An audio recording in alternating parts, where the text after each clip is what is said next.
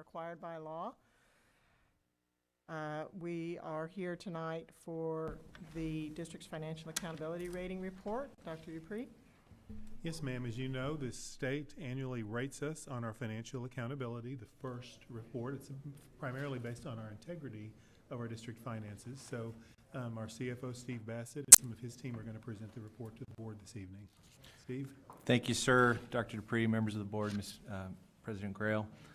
We're going to be having Dean Edgar, while she comes up, she's going to be giving you the presentation, but we're happy to report another very strong rating, and so she'll go through the details with you in a very brief presentation.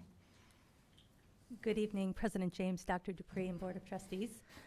Tonight I'll be presenting results of the 13th annual School First presentation. This is a public hearing, so citizens will have an opportunity to comment at the end. For ease of delivery, I broke the presentation down into 3 sections. First, I'll be providing an overview of what School First is. Then we'll take a look at Fort Bend's results. And finally, we'll review disclosures that are required by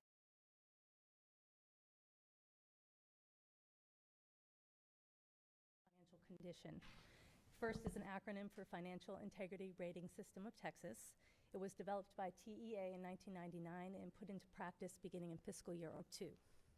The report always lags a year behind, so the results I'm presenting this evening is based on fiscal year 13-14 data. We are currently in our 13th year of School First reporting and have received a perfect score, as Steve mentioned, for all 13 consecutive years. So this is the first year we're impacted by changes coming out of the 83rd legislative session, so 2 sessions ago, and they're being phased in over 3 years. So rating year 14-15 only has 7 indicators as opposed to 20 indicators last year and in previous years. Next year, indicators will increase to 15 and higher scores will be required for each rating. This is also about the first year in about 5 years where the financial solvency report was not required as a separate measure, but instead it's embedded into the School First indicators. The grading mechanism has also changed from previous years: superior, above standard, standard, and substandard, to pass-fail, and that's for this year only.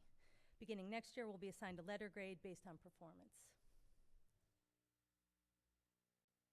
Okay, so ratings again this year are broken down based on 7 identified indicators. Then the indicators can be broken down into these categories that measure critical financial components, financial solvency, and financial competency. The indicators are rated differently, where questions 1 through 4 are just yes or no answers with no points assigned, and then questions 5 through 7 are worth up to 10 points each for a maximum score of 30. Okay, so let's take a look at our results.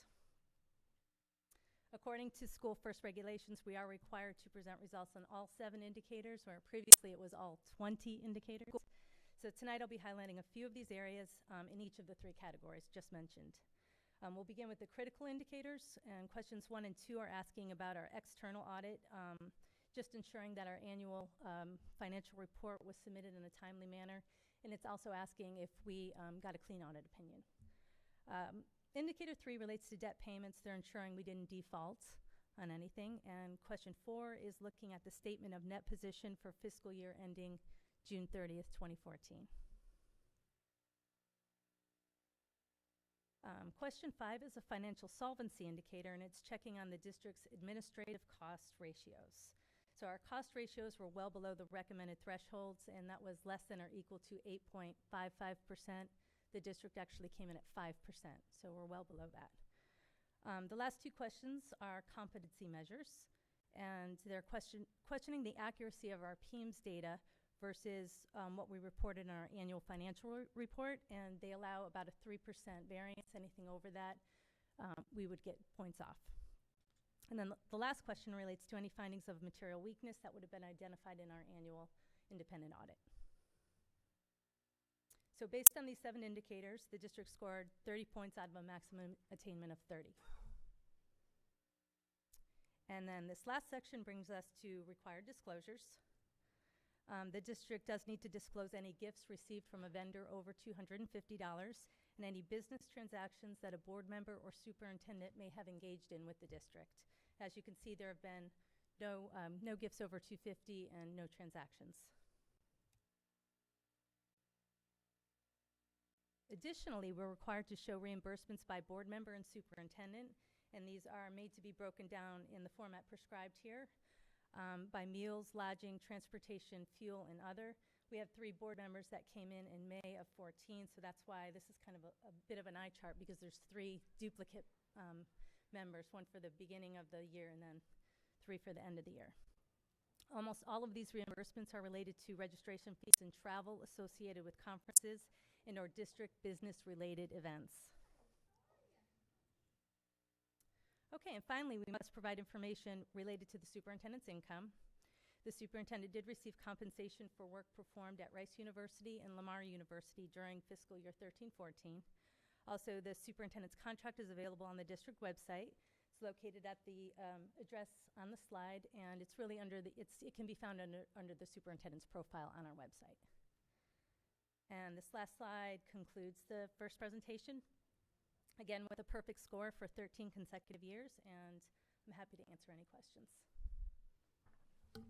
Thank you, Ms. Edgar, very much. Do any of the trustees have any questions?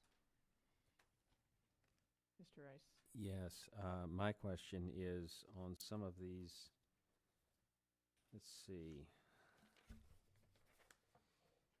I'm wondering if are they measuring how much money our revenue to the number of students that we have? That is not one of the indicators this year. That's not one of the, so I know in the past when we took a $28 million hit, and yet we continued to educate our kids. And so that would indicate we're very efficient. Absolutely. But that's not one of the indicators. Okay. They used to, last year they had an indicator that measured our interest earnings. It had to be higher than the 3-month treasury bill, and they've gotten rid of that as well. Okay. Thank you. Do we have any other additional questions? All right, so at this time, I guess we would ask for any audience response or participation. Do we have anybody any citizens who'd like to comment or ask questions? Okay, thank you very much, Ms. Edgar. It looks like that concludes our business, so may I have a motion to adjourn? Motion to adjourn. Second.